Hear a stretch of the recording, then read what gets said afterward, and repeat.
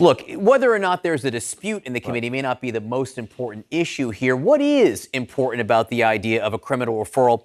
And also, what do you think of the current path of the January 6th committee overall?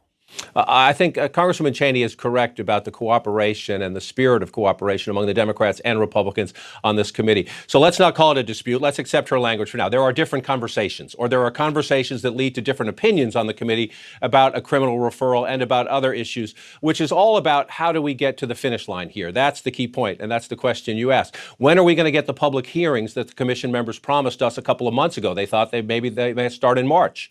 We're now into April. When will we get those? They're trying to build toward a final report. Is it better to have a final report? The question to Congresswoman Cheney, she believes Donald Trump had criminal wrongdoing here, right? She's not a lawyer.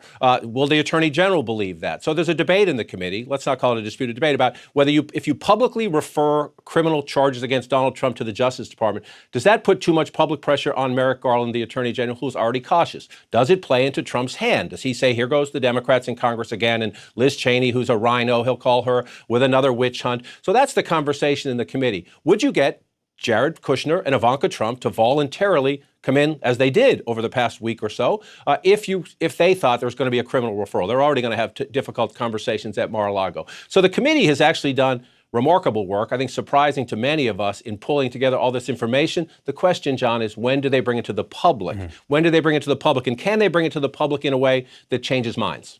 And of course, Merrick Garland could investigate without a criminal referral. He doesn't need a criminal referral from Congress to investigate any of the things that some of those in Congress want him to investigate. That's one of the conversations, actually, among committee members. The Justice Department, remember, we had reporting in the last 10 days to 2 weeks that the Justice Department was moving past just what happened that day to look at the organizing and the financing. So there are a lot of people on the committee who say, we're doing some of that fact gathering too. Let's be patient. Let's see where this goes. Maybe Merrick Garland is going to get there on his own. Let's see how serious that is and step back a bit.